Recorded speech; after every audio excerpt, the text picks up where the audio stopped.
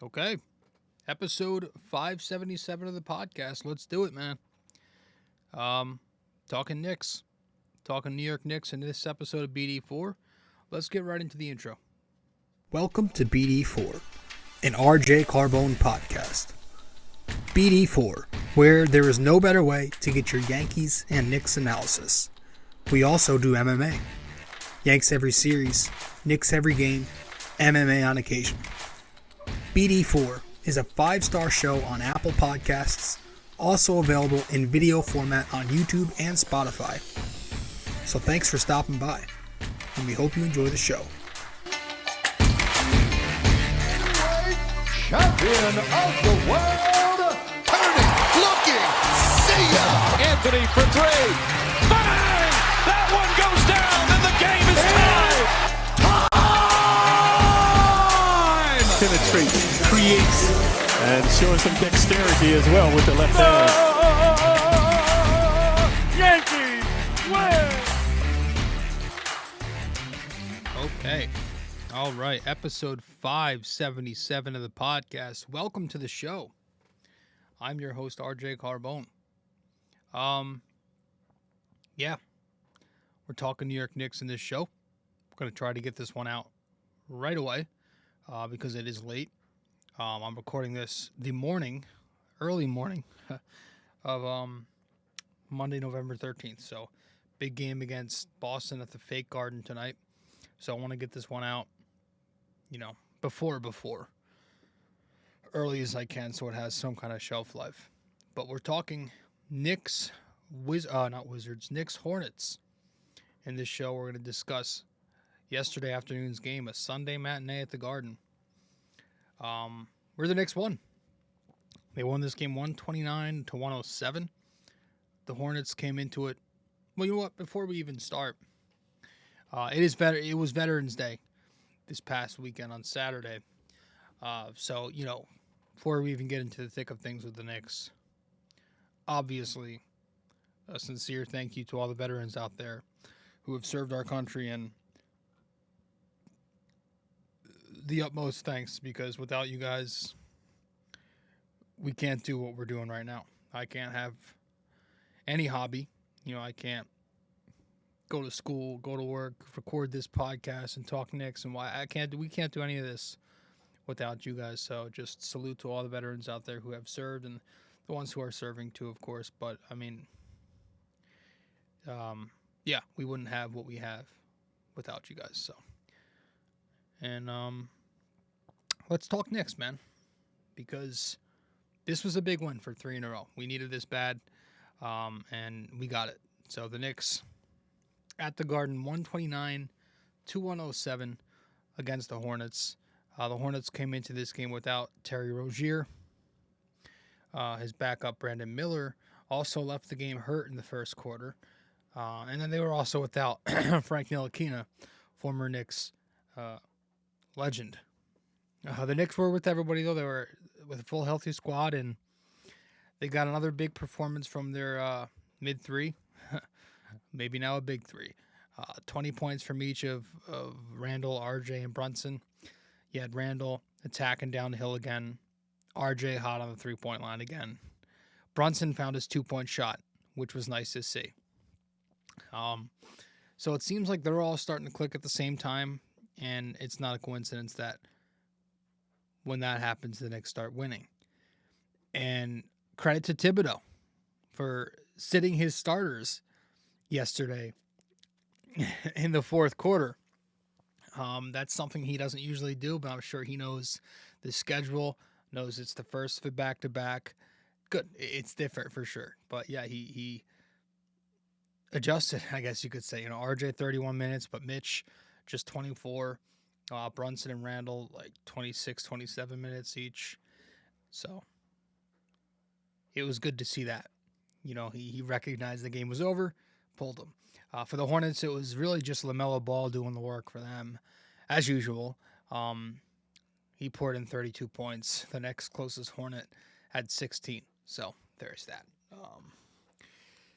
But yeah, in the first quarter, Randle kind of jumpstarts the Knicks off to a 5-0 run with a steal, knocks down a 3. Brunson starts hitting a couple 2-point shots coming off the pick and roll. The Hornets were still scoring, though. Hold on.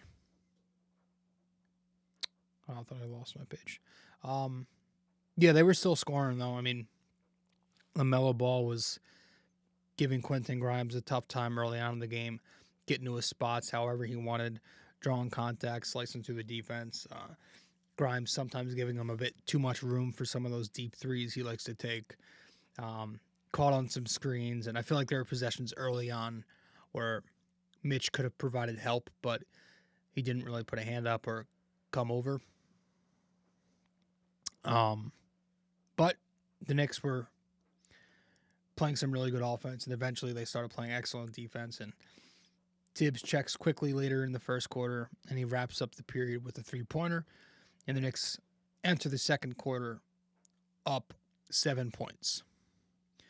In the second, the Knicks were still hot. A lot of the guys contributing too, especially from 3. Quickley started knocking down some more shots. He was hot. Brunson got hot, took another charge because, of course, he did. Knicks enter the half up 10 points. Third quarter, pretty much the same. The Knicks, very hot. Out the gate, they start with a 7-0 run. You know, the lead was eventually stretched to 23 points. Second unit continues to play fantastic ball, and the Knicks go up 20 points after 3. And in the fourth, you had a quick scare early on with RJ. I was stirring the sauce and watching the game at the same time, so I must have missed the play where he, got banged up a bit. But Breen said he was limping, and I was praying it wasn't his knee, but I believe it was his ankle, and he stayed in the game. Thank God he's okay. He played through it, and I think he's good. Hopefully we don't hear anything tonight that he's scratched against Boston, because we need RJ. Hartenstein fouls out a little later in this period, like 17 minutes in the game, and he had 6 fouls. But other than that, who cares? This quarter was garbage time. And yeah, the Knicks win. The Knicks win 129-107 at Madison Square Garden in a Sunday matinee against the Hornets. They don't usually win those Sunday matinees, so it was nice to see. I'll tell you what, seeing the offense click as much as it was a really nice thing to see. Just the Knicks doing a lot of good things offensively, but the way they were picking apart the Hornets in their pick and roll coverage all day was awesome. Charlotte was playing in a drop. And so how do you beat a defense that's playing in drop coverage? You use the jump shot, right? A lot of pull-up jumpers. And the Knicks guards had a pick and roll. That's what you got. A lot of pull-up jumpers from Quickley. Brunson a number of times out the gate in the first quarter. RJ Barrett with some pull-ups too off the pick and roll. Also having Randle get downhill on that drop defender, right? Having him attack that guy. We'll touch on that in a little bit. So the Knicks were just hurting the Hornets in the drop defense. And their ball movement in particular was just stupendous. Their off-ball activity as well. Ball movement, but also body movement. They had 28 assists against the Clippers, 28 assists against the Spurs, and then yesterday, 25 assists to only 9 turnovers against the Hornets. So they're starting to play very fluid ball. It's not always going to be like this. It's not their style. In fact, more times than not, they're not going to move the ball a ton. I wish it was, right? Because it's so much better than just ISO ball. But lately, a lot of quick ball movement, often ball movement, smart decisions, right? The hesitancy that we've been hammering the Knicks for, passing up open looks a lot. Maybe that was them working towards what we're seeing now. It just took a little bit to put together. But you saw, we mentioned the Hornets playing drop, but even when they went away from playing at a drop, sometimes they trap or blitz the pick and roll. But the Knicks just constantly making quick decisions out of it, especially from Quickley. That was nice to see.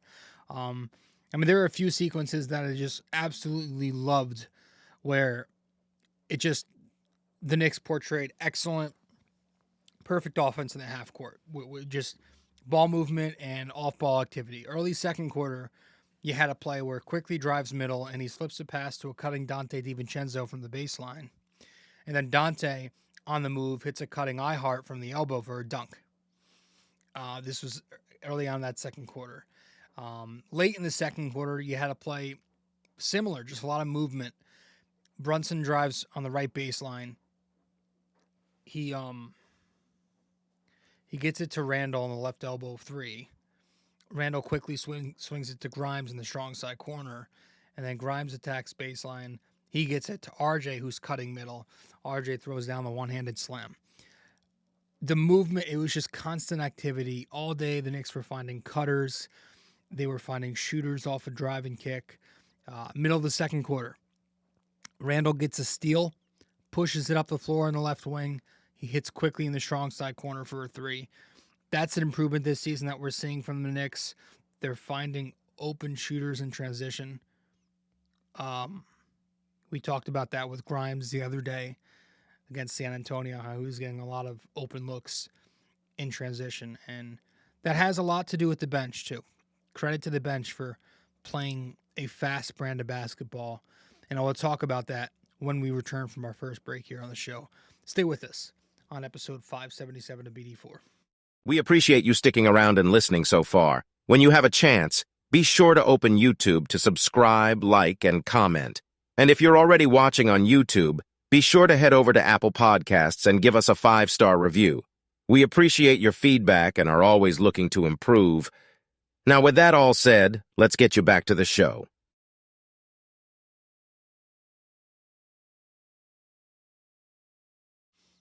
Okay, welcome back to the show. I'm your host, RJ. You are listening to episode 577 of BD4. I appreciate you all stopping by. So, the second unit, man. I mean, the minute these guys came into the game yesterday, it was just, there was a different energy, a different dynamic. And that's not a disrespect to the starting unit because, again, the big three's balling right now, right? But something about the bench, man, they just have, they play a different brand of ball. It's a different style that just gets Madison Square Garden going. They play fast. I think that's what it is. They play fast, and we like fast things, right? That's just the thing. It's human nature. And when you got RJ out there running with Quickley, Dante, Hart, and Ihart, that's the perfect recipe for this team to win games because of their athleticism and their hustle. You can run offense through RJ. You can run offense through Quickley. You can run offense, as we've seen some lately, through Hartenstein.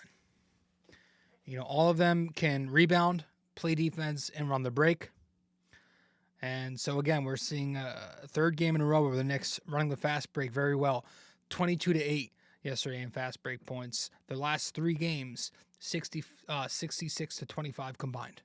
So, when you check in the second unit, you go from a slower half-court ISO game to a much faster full-court transition game, right? And what that does is that forces the other team to adjust very rapidly.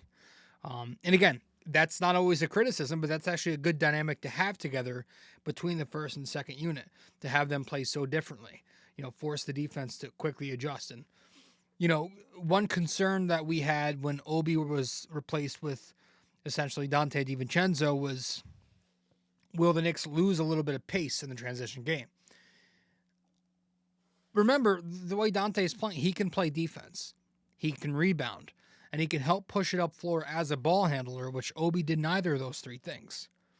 Obi was running off of leak outs, right? He was running on the wings in the open court. But Dante DiVincenzo, unlike Obi Toppin, after he grabs the rebound, he's able to advance it up the floor where the defense isn't set yet. And whereas with Obi, he had to look for a guard off of a rebound first, right? So when we briefly mentioned how being undersized could help the Knicks the other day, that's one of the things I look at. And remember, we're getting a full season of Josh Hart this year. And as flawed as Josh Hart is, when the offense settles into the half court, he thrives in pushing the tempo from defense to offense. So you got all three of your bench guards plus RJ capable of running the transition game, and Hartenstein too, who obviously, he's not a ball handler. He's not going to be running as fast as those guys, but we've seen his skill set in terms of making those outlet passes off of a defensive rebound too. He's very good at that. So I think the Knicks bench success of late is very sustainable because of that versatility they bring. So it's not always going to score you 120 something points, right? I think the 3-point shooting might taper off a bit because there's question there, right? RJ Barrett's 3-point percentage is 50% right now. He's shooting 50% on his threes. That's going to drop, right? And I'm not saying what he's doing isn't legit, but at the same time, we could see it drop to 35%, and I don't think anybody would be shocked. To me, it's if you want the 3-point shooting to hold up, it's going to be RJ and Randle as the swing factors, right? Brunson's going to knock him down. Grimes will knock him down eventually. He had a couple in the second quarter yesterday. DiVincenzo, I think, will at least be above average. Then it's a bunch of question marks, and then it's RJ and Randle. So I think if you have those two guys knocking down shots, it's going to open up a ton for this offense. And that's why they're thriving right now, because RJ is hot from three. He's knocking down 4 or 5 a night right now in the last few games. And, he's got it up to 50%. So that might not be sustainable, but the way they play so fast, I think RJ is the perfect complement on that bench with the 4-man unit out there. And RJ, speaking of RJ, let's just get to him right now, because I'm handing RJ Barrett the game ball from yesterday. Bing bang. RJ was great again, as he continues to be. 24 points last night for RJ Barrett. 9 of 16 shooting, 4 of 6 on threes, a steal, a block, only 1 turnover, and a plus 26 to lead the game. Continues to just play all-star caliber ball. I don't know what else to say right now. The confidence remains off the charts. We talked about the other day against the Spurs how we took that pull-up three-pointer on a 1-on-3 fast break. That's confidence, right? Today, like in other games, taking a few more mid-range attempts. They're not dropping a ton, but again, that tells you he's got a different confidence level at the moment. He's pulling up a lot this year with a jumper. On the pick and roll, in transition, and mid-range, you're seeing the pull-up jumper. He's trying to add that to his game, to his bag. And how about the fact that he's going to his right this year? It looks a lot more comfortable going to his right. We've brought this up recently, but he's making great reads, great decisions when he's driving right this year. How about a few instances in this game where you saw him switch to his right and attack? Like there was a possession where he switched to his left hand to cross back to his right hand. He lowers his shoulder on PJ Washington, draws the contact, and gets the right-handed finish for the M1. There was another one early in the third quarter where Brunson initiates RJ and Mitch into a pistol action. RJ comes off the initial screen, then Mitch rescreens to get RJ going right. He drives right, makes a very smooth swing through move to get the ball from his left to his right hand, and goes up, finishes with the right hand with ease. It's just things like that. If you watch this kid closely the last few years, he wasn't doing things like that. He wasn't that comfortable with his right. Stephen A., not that I listened to that garbage, but he made it a whole thing, right? His whole shtick when he talks about the Knicks is how Randle and RJ, they can only go left. RJ looks pretty great right now going to his right. So that's something I'm keeping my eye on. And when people are talking about, is it real? Is this legitimate? Will we see this? Is it sustainable down the stretch? Well, again, the 3-point shooting's not staying at 50%. It's probably not staying at 40%. I will say also that a lot of his scoring is coming off of catch and shoot on the wings, and it's coming off screens and getting downhill and handoff actions. So it's a lot of team-oriented half-court play to get him in action. So it's not like he's constantly breaking you down on one-on-one. But I still think there's reason to be very optimistic because of things that we just said about him going to his right hand and working on the mid-range, right? Quickley didn't have anything at the first two levels when he first entered the league. We talked about that a lot. That was a bad stutter. But so while the 3-point shot's gonna drop, I think it's very possible to improve his efficiency inside the arc because of his patience and his cadence on his drives. The decision making, I think that's something that's sustainable. That's something you work very hard at, and there's a good chance that we see that consistency inside the arc maintained. Speaking of Quickley, let's just go right to him. Quickley's getting the game ball as well. RJ's got 5 on the year, so does Quickley now. 17 points, 5 boards, 9 assists, and 1 turnover. 5 of 9 shooting, 4 of 6 on his threes, and 3 of 3 at the line. Crack my neck. We know about the scoring. This dude's passing looks good this season. Yesterday he had 9 assists, again, a 1 turnover. He looks great as a playmaker. It's the court vision in particular that looks much improved. Yesterday he was passing out of double teams and passing out of traps a whole lot out of pick and roll.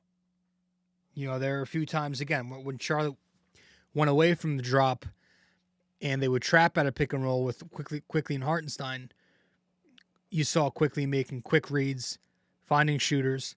Dante and RJ both a few times late in the game, even with Sims when he was in there. They trapped. Quickley would make a quick read, swing it. And that right there is an adjustment I'm seeing. Because I go back to the playoffs. I feel like Quickley didn't handle traps very well in the playoffs. I feel like he struggled in both series. In Cleveland, when they had Garland and Allen on him, I feel like he had some bad moments. In the Heat series, too, I feel like if they trapped the pick and roll, I just spit everywhere, that he would, struggle to make a quick decision. I just set off a series. Sorry, I couldn't find that speaker.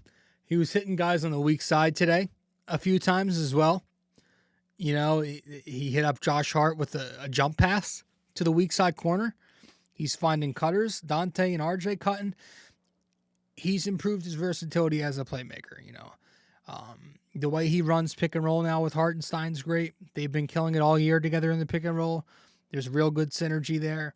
The pull-up jumper was something we didn't see when he saw the drop covers last year. We saw some pull-up jumpers off of drop coverage this year, killing the Hornets for playing it. It's something last year he maybe hesitated to do.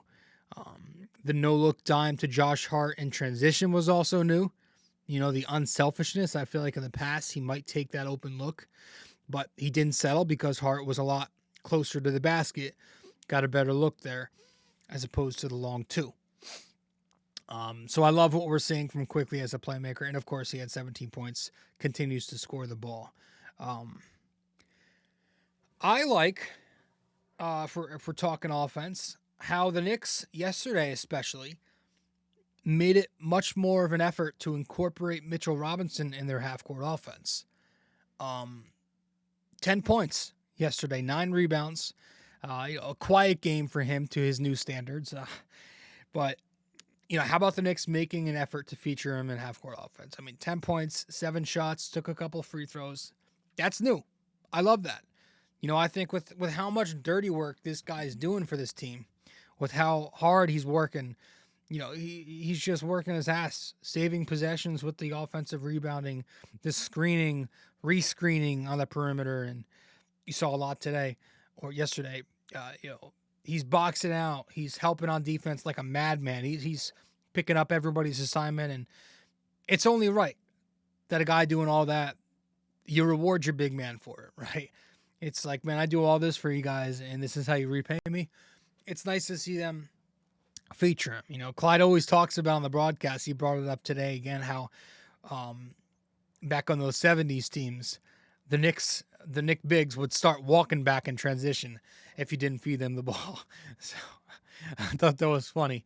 I guess we're lucky that the extent Mitch goes to is complaining about it on social media instead. That's a win. But yeah, guys were making it an effort to find him. I mean, I don't know. Brunson found him on a dump off down low. He also, I think somebody threw him a lob pass that he threw down. He received a couple of entry passes from Brunson and Randle in the low post, which is a new wrinkle. It's important the Knicks feed him. I love those 4 or 5 pick and rolls. And I'll keep saying it, right? Tibbs needs to credit. We need to credit Tibbs for making that 4 or 5 pick and roll a staple of the offense now. And when I say feed him, I don't just mean feed him in pick and roll, but on dump offs, in post up like we saw. I like to see that more. I think with the muscle he's gained in the last 2 to 3 years, maybe we'll start seeing more of a low post game because he's able to use his body to enter the post and push defenders off their spots. He's got the gravity, right? Because he's got a big body. Defenses are going to collapse on his post ups. But I really do think his gains have helped. The way he's put on muscle, it's helped on the boards. He's able to go up stronger on the offensive glass. We're seeing more defensive rebounds than we've ever seen from him. Actually, Breen made it. He made a good observation yesterday that defenses are starting to foul Mitch right away, so he doesn't grab the offensive rebound. So it shows you the improvement he's made, right? Yeah. So it'd be nice to see him score some more points often. 10 points was great. One of my goals for Mitch has always been for him to finish a season with 10 to 12 points a night next to his name. That's it. Maybe this is the year he does that. Probably not, but who knows? Tibbs has shown that he's capable of changing incrementally from time to time, so maybe he gets more touches. We'll have to wait and see.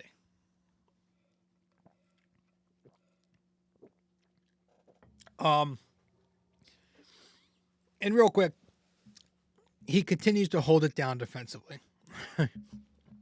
That's nothing new. Defending the pick and roll, the help defense. There was one play early in the second half where Mitchell Robinson's presence alone forced a turnover because P.J. Washington was driving, and then last minute Mitch kind of stunts over to deter the drive, forces P.J. to pass it, and it ends up in a turnover. And because Mitch rotated onto P.J. on the drive there, that's what forced the turnover. It's like the presence of him down there is forcing offenses into bad decisions. So the back line of defense that the Knicks have right now is so good, with Mitch leading the way as that guy in the middle, his presence. But you got guys like Brunson taking charges, leading the league with 8 or 9 already. It's nuts. They got a good defense in the back line there. When we return from break, I want to talk about one guy in particular who's maybe finding it now. As the season goes deeper and deeper, he's starting to find it a little bit. So we'll talk about Julius Randle when we return from break here on BD4 episode 577. Stay with us. You can also find us on social media. If you'd like, you can follow BD4 on Facebook, and we're at BD4Pod on both Instagram and Twitter. We appreciate you helping us grow more and more every day. Let's get back to it.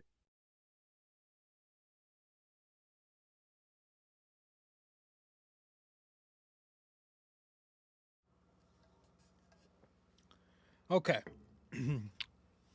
Welcome back to the show, episode 577 of the podcast. I'm your host, RJ Carbone. If you are new here to the show, be sure to follow, subscribe, download these episodes. You can listen to the show on Apple Podcasts, Spotify. You can watch the podcast on YouTube and Spotify as well. If you want to follow me on social media, you can do that.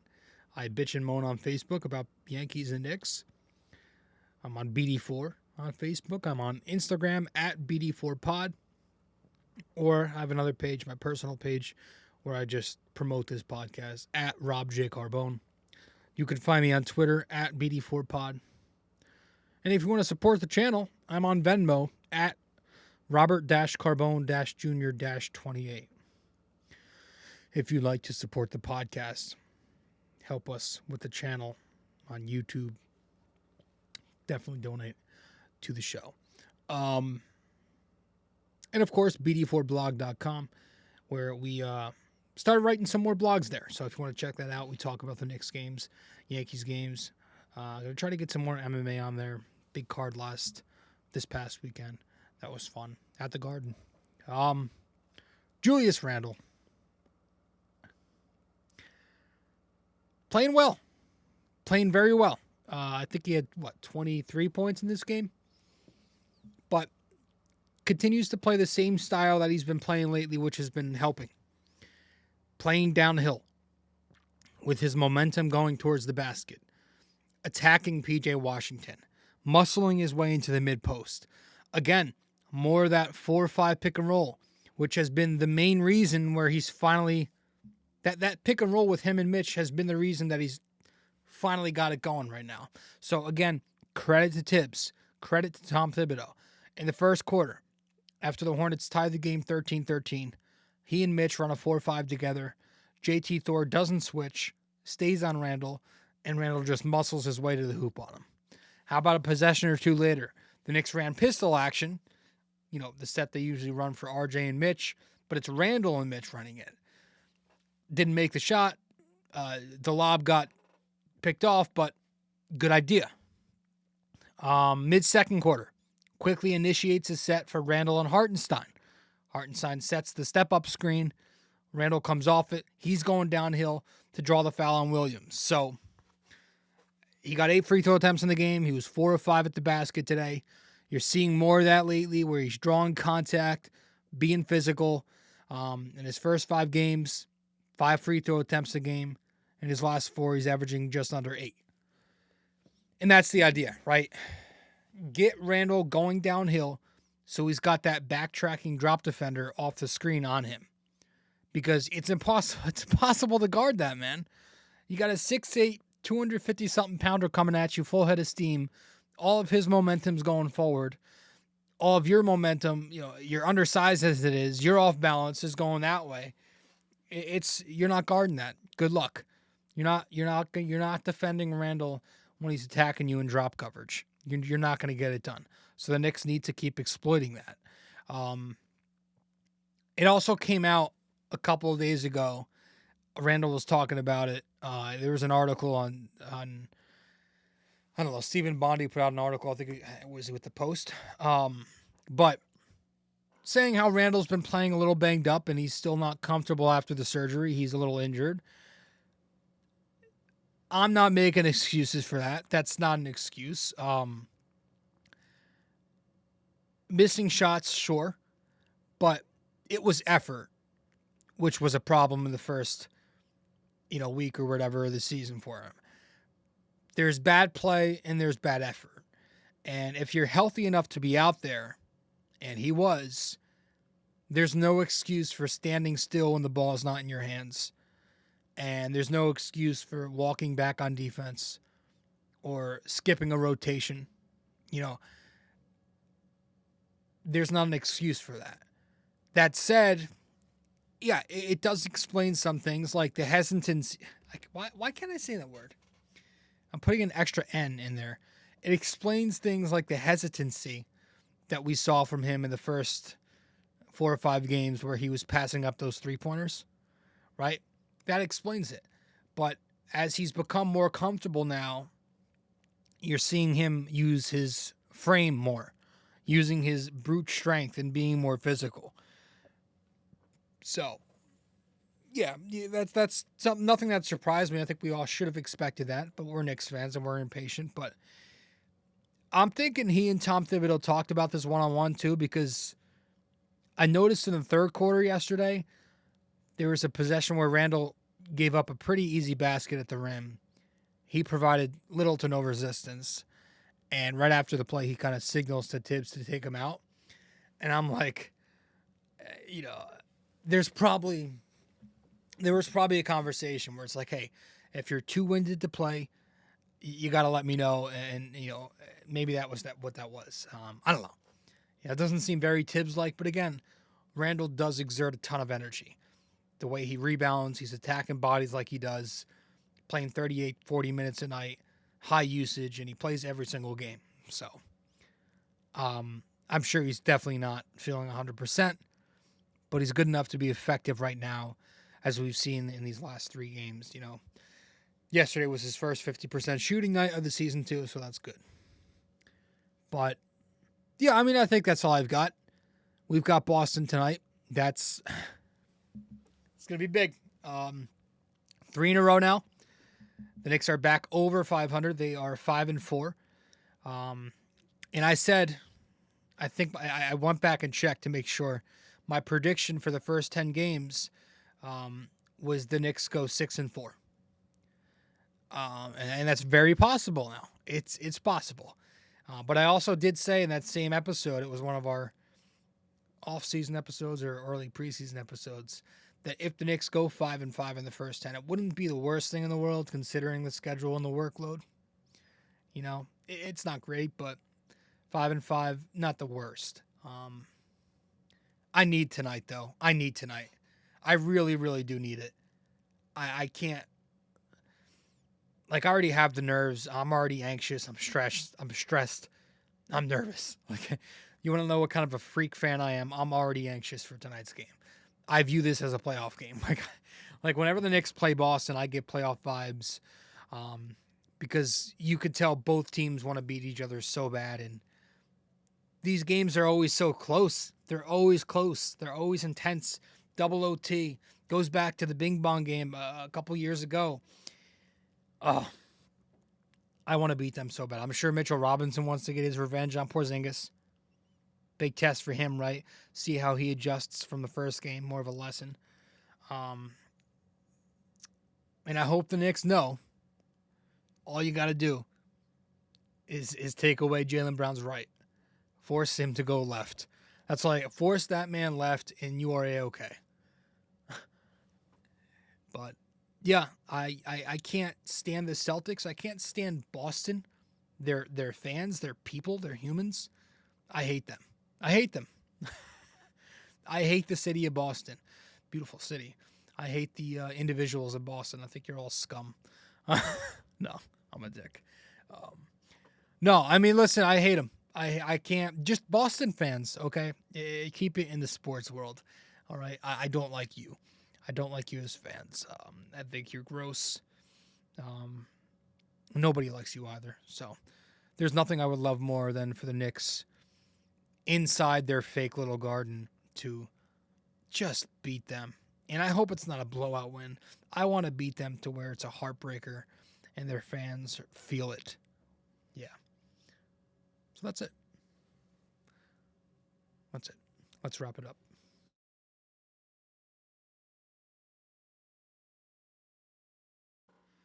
We will head to trivia as soon as we return from this break. Stay with us on BD4.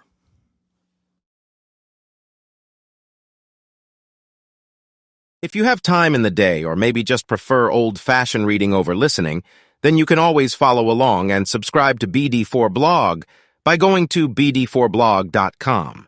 We're not on there as often, but when we do post, it's just as entertaining, opinionated, and passionate as we are on this podcast.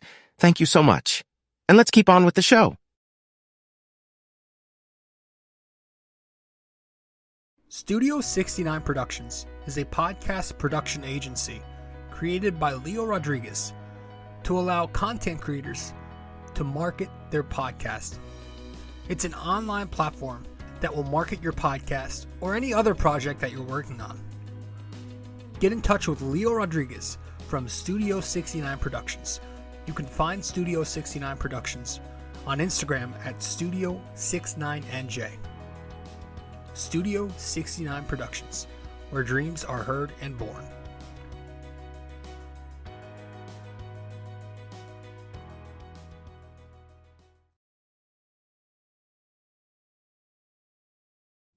Welcome back to the show. I'm your host, RJ Carbone. You are listening to episode 577 of the podcast. Let's wrap this thing up with our trivia, and that'll be that.